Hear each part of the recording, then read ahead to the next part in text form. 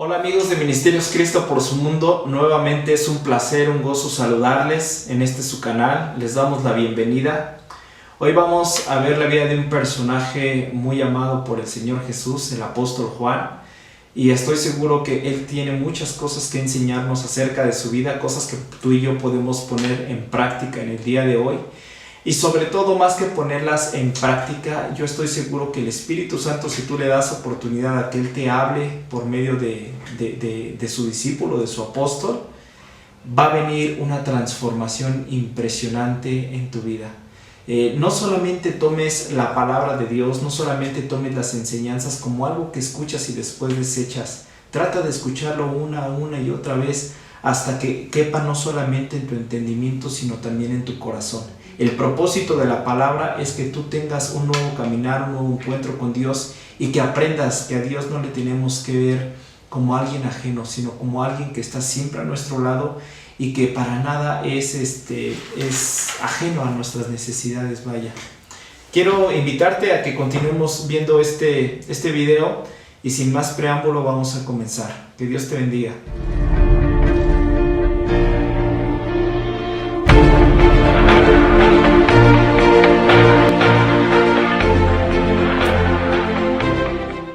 Hoy que hablaremos del proceso de transformación, tomaremos como ejemplo al apóstol Juan. Esto no quiere decir que sea el único que ha pasado por este horno de refinamiento, pero es muy digerible y nos enseña una gran lección acerca del propósito de transformación que debemos tener y del cumplimiento del propósito de Dios en nuestras vidas, a pesar de la oposición, llámese espiritual o carnal. Para comenzar, vamos a dejar asentado que hacia finales del tumultuoso siglo I, Juan ya había experimentado todas las delicias y decepciones de la vida como seguidor de Jesús. Había estado allí desde el comienzo de su ministerio, había sido testigo de la transfiguración de su maestro, sabía quién era Jesús, había visto a miles de personas llegar a la recién formada iglesia del Nuevo Testamento y llegó a ser tan grande su revelación que fue el apóstol autor del libro de Apocalipsis o libro de las revelaciones, que también se le conoce así. Pero algo interesante es que en sus primeros días Juan no se distinguió por ser precisamente un ejemplo a seguir. De hecho, estaba muy lejos de serlo. Pero si de algo estoy seguro es que Dios ha dicho en su palabra que de lo vil y menospreciado ha escogido Él. El Señor distinguió a Juan por su temperamento irascible, duro, egoísta. Inclusive Jesús lo llegó a llamar junto con su hermano Jacobo Boanerges, que traducido significa hijo del trueno. Hijos del trueno, esto significa esa palabra. La puedes leer en Marcos 3 del versículo 13 al 17. Pero esto nos enseña que Juan era violento, agresivo, contencioso. Y si leemos su historia y su caminar con Jesús, en un inicio podemos observar que Jesús no lo llamó pacificador, hijo del profeta, discípulo del amor, ninguna de estas cosas. Jesús lo llamó hijo del trono. ¿Por qué? Pues debido al temperamento tan agresivo que tenía el apóstol Juan. Y en varias ocasiones en la Biblia registra que Jesús tuvo que reprenderlo, le tuvo que llamar la atención por la rudeza que tenía hacia los demás. Pero sin embargo Jesús no lo rechaza o lo desecha, sino que Él sigue trabajando en él. Porque quiero que sepas que todo lo que Dios hace, lo hace con amor y sobre todo con un propósito. El proceso que Dios tiene con tu vida tiene como finalidad darte un propósito. En cuanto a su carácter, vemos a la luz del texto bíblico que Juan quería imponer a la fuerza sus conceptos y criterios. Era pues muy imponente, posesivo. Inclusive podemos ver un pasaje en la Biblia, en 9:51 al 56, donde en una aldea samaritana que rechazan a Jesús, o sea, le prohíben el alojamiento, la entrada. Y cuando Juan ve esto se enardece y en el versículo 54 dice: Señor, ¿quieres que hagamos caer fuego del cielo para que los consuma y los destruya? Fíjate cómo una persona que se supone que está a los pies del maestro, del autor del amor, puede proferir estas palabras, ¿no? Señor, ¿quieres que hagamos caer fuego del cielo para que los destruya, para que los consuma? El apóstol Juan literalmente los quería extinguir, los quería hacer cenizas, tan solamente porque no les permitieron la entrada a esta aldea samaritana. Pero ¿cómo pasó una persona iracunda, egoísta, intolerante y falta de misericordia y de amor a ser llamado el apóstol del amor? ¿Cómo fue posible esta transformación? Déjame te cuento un proceso de transformación muy objetivo. El águila. El águila tiene un periodo de existencia de aproximadamente 70 a 75 años, pero cuando llegan a la mitad, es decir, a los 35 años, tienen que tomar una decisión muy difícil. Ya no se pueden alimentar porque sus garras pierden debilidad, sus alas son viejas, su pico se encorva de tal manera que no le permite abrir para cazar a la presa. Entonces el águila tiene que tomar esta difícil decisión entre morir y renovarse, entre morir y renacer. ¿Qué es lo que ésta hace? ¿Qué hace este animal? Se eleva a un peñasco muy muy alto, donde se arroja en picada frente a un muro, frente a una pared, frente a lo que tenga, para desprenderse el pico al momento de que se estrelle. Este es un proceso de 150 días y deja pasar un tiempo para que este pico nazca nuevamente, y con este se desprende todas las garras, se las arranca porque ya son muy débiles para cazar a la presa. Una vez que las garras le vuelven a crecer, empieza a desprenderse de sus plumas para que le pueda nacer nuevo plumaje. Todo el plumaje viejo se lo desprende. Este proceso de 150 días, este proceso doloroso de transformación, tiene que ser necesario, tiene que reinventarse, tiene que renacer o morir. Y esto nos pone a nosotros en una situación muy similar, ¿no? En ocasiones tenemos que tomar una decisión en algún punto de nuestra existencia. Tenemos que renovarnos, tenemos que reinventarnos o morir.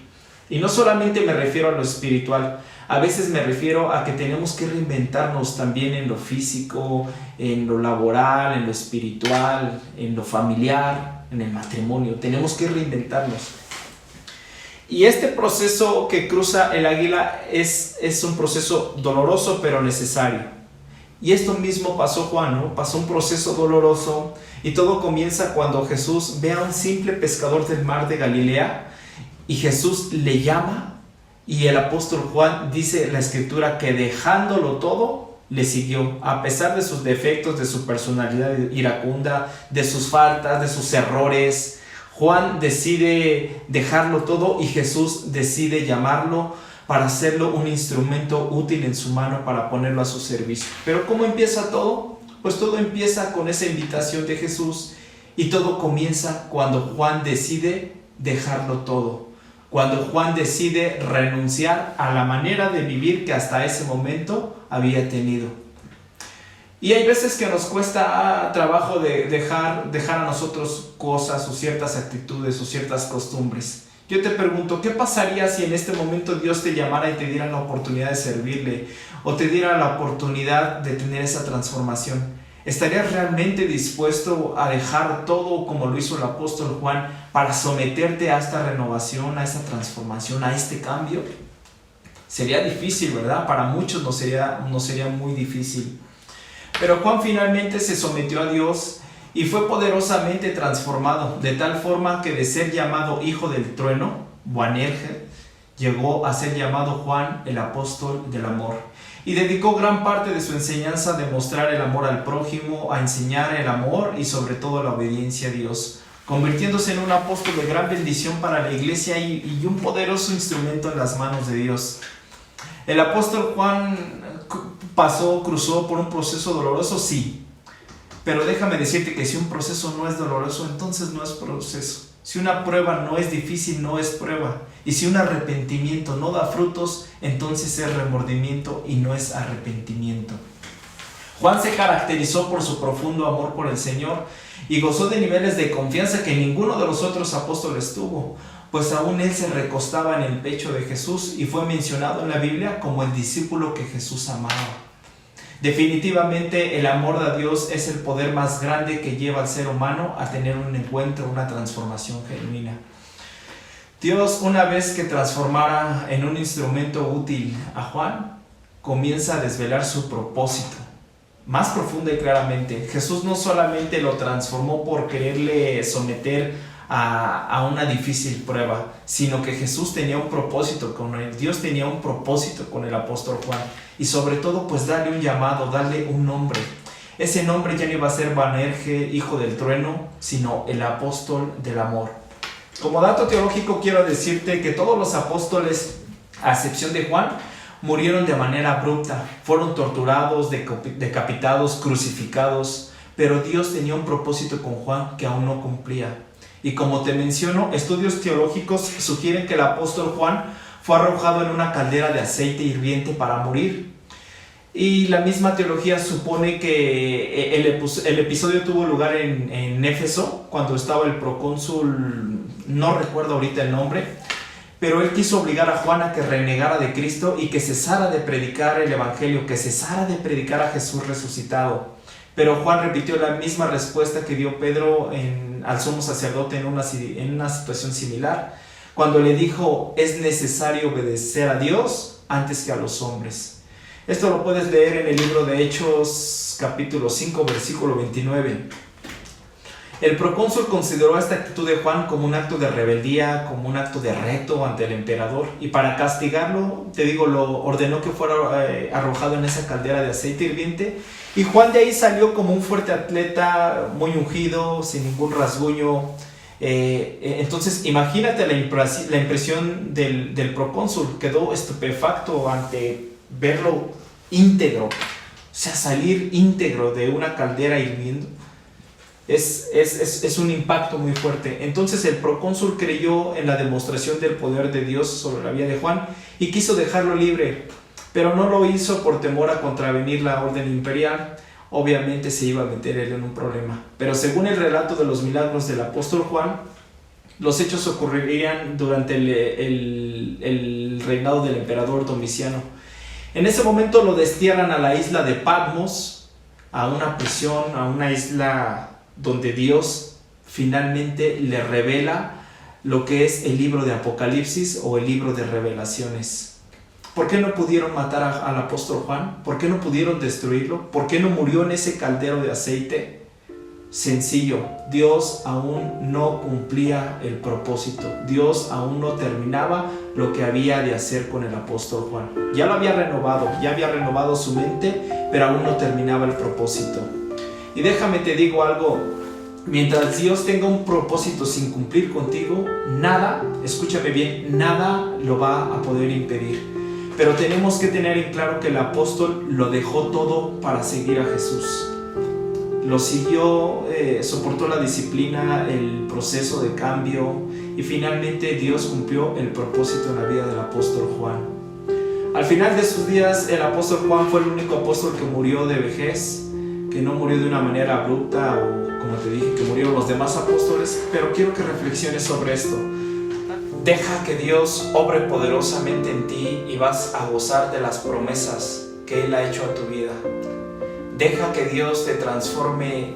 A lo mejor tú no eres un Boanerges, un hijo del trueno, pero tú sabes cuál es la deficiencia en tu carácter, la deficiencia en tu caminar. Deja que Dios obre en esa deficiencia y vas a poder experimentar cuál es el poder de Dios, cuál es el poder que obra para transformar. Esto fue todo por el día de hoy. Espero que te haya gustado el video. Si te gustó el video, dale compartir. No te olvides que compartir el evangelio es compartir vida. Y pues sin nada más que decirte, deseo que seas bendecido a todo lo largo de la semana y nos vemos en la próxima emisión de este video. Que Dios te bendiga.